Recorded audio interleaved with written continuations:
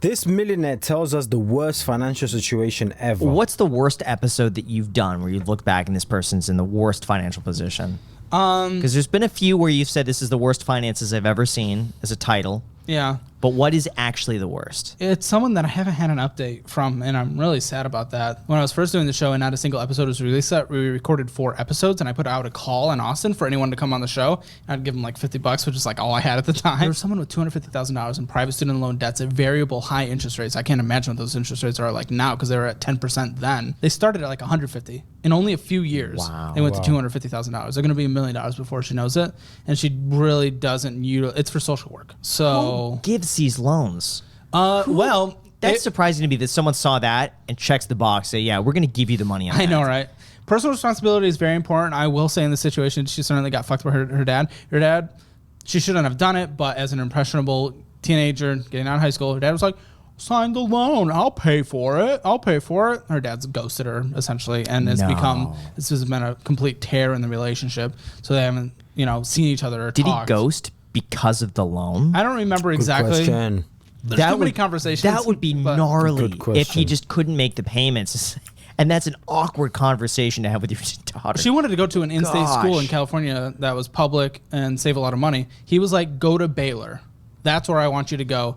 Borrow as much as it take. I will pay. Baylor's a out-of-state private institution. So she did get fucked. Wait, is she saying the whole truth behind that, or is there more? I will pay. Baylor's a out-of-state private institution. So she did get fucked in it, but because of that, and with a degree that doesn't make as much money, that has to be one of the more daunting situations I've ever seen. And you can see in her finances that she's given up. What would you recommend for somebody like her? What would she question. What discharge? did I Bankruptcy?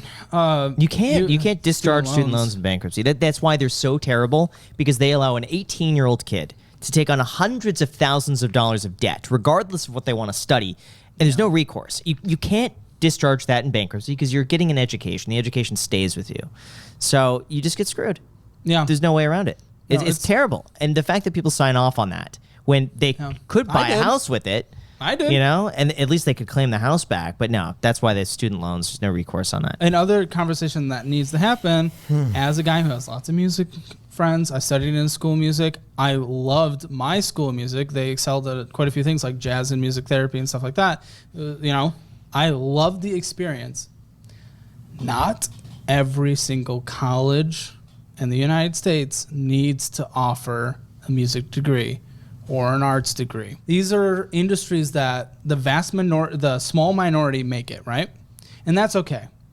And I think anyone should pursue it with that expectation of knowing it's going to be hard, and they can totally do that. But when a college of 10,000 people in the middle of Iowa or whatever is offering these degrees that have training that are lackluster compared to other institutions and are setting their students up for failure, it's irresponsible that institution to even offer that degree in the first place. But I get it because the college wants the money. You got the professors, they're on payroll, they're getting tenure. You got the college, you got all the executives. Administrators? Yeah, administrators that take up a massive percentage of payroll for colleges. So I think it's irresponsible for that every single institution in the United States, regardless of them, and we have 1 billion of them, needs to offer every degree, even if that education for that degree at that institution is not going to be as good as it could be somewhere else. How do we get that girl back in the podcast? I don't think she wants to. Again, she wasn't from the audience.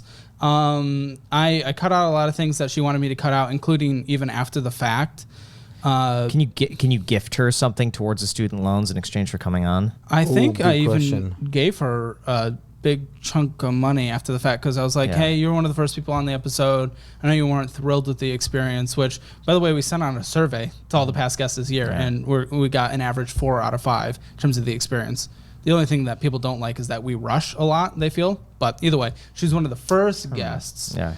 And because she didn't even know what the show was, I didn't even know what the show was. Yeah. I think she was just, this went in front of more people than I was expecting, than any of us expected. So I don't think she wants to be in front of that same amount of audience again. Fair. Rough situation, though. Yeah. I feel so bad for her, and I would...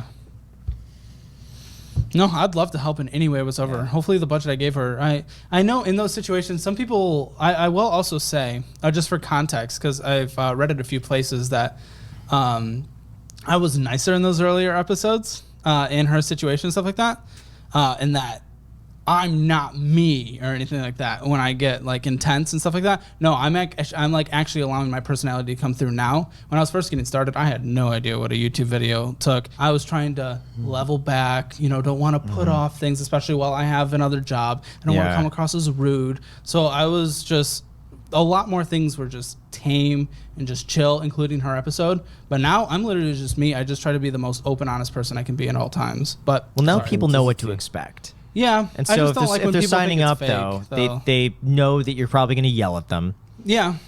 It also depends on the people's situation. Yeah. We had a dude, unfortunately, experiencing homelessness on recently. I don't think the voice was raised once in that episode, and I gifted him what he needed to his first 2 months of rent. I gifted him a refrigerator for his current situation, so he didn't have to eat out all the time, and I gifted him. Someone from the audience gifted him a drone.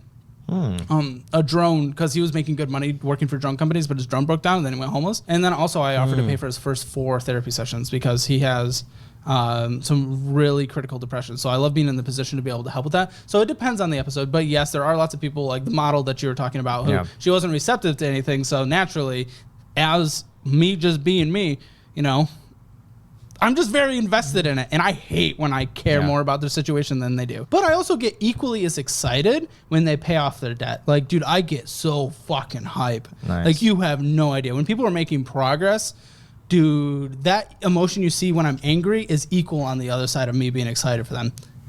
I've never checked because the channel's only been around for 1.5 years and debt takes a long time to pay off. We've seen less of that excitement.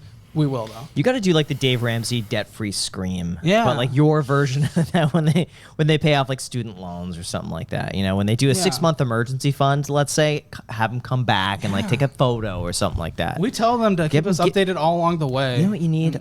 Awards, little trophies. Oh yeah, that would seriously. Good. And if you're on the show and they hit certain milestones, let's just say paying off their student loans, 6-month emergency, you send them a little trophy, of some sort. And I like that. I think that would be As a nice. They make it further, the trophies get like a little bit bigger. Yeah, they hit $1 million net worth, they get a big trophy of your face. That's sweet. No, that's actually really cool. No, that's good.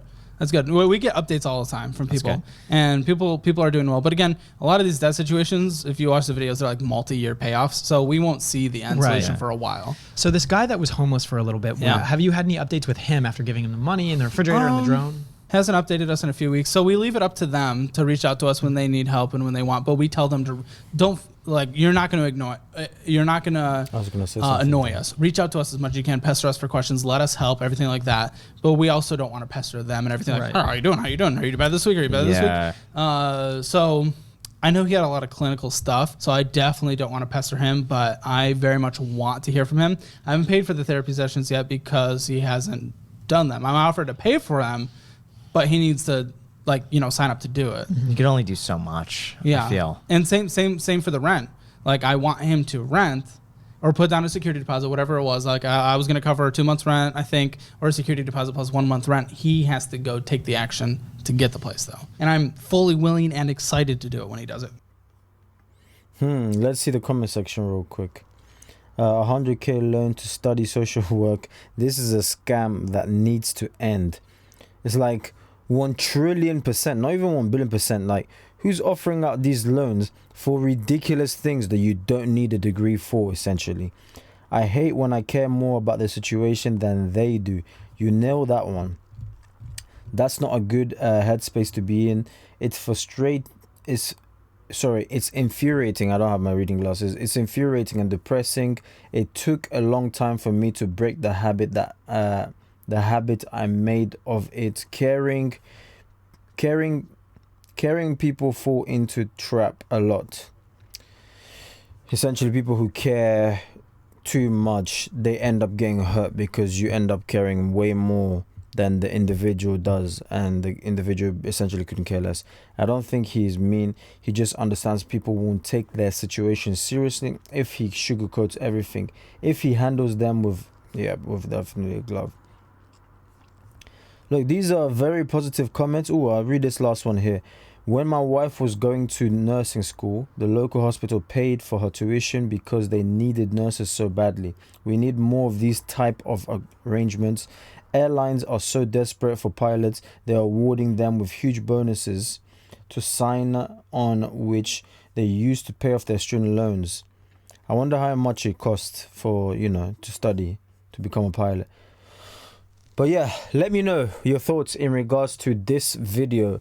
I believe if you're in a dire situation, you should be responsible enough as an adult to worry extremely about it in order to be able to do something about it. You shouldn't allow someone else to worry about your situation more than you worry about it. That in and of itself doesn't make sense. In fact, that could lead to you taking less and less action and not coming out of it because you just don't understand the severity of the situation, how severe it is. It's up to you though. Let me know your thoughts in the comment section down below. What do you think? Do you think it's... Yeah, I don't even want to clarify too much because I've already done too much talking. Just let me know your thoughts in regards to this video and I'll catch you guys on the next one.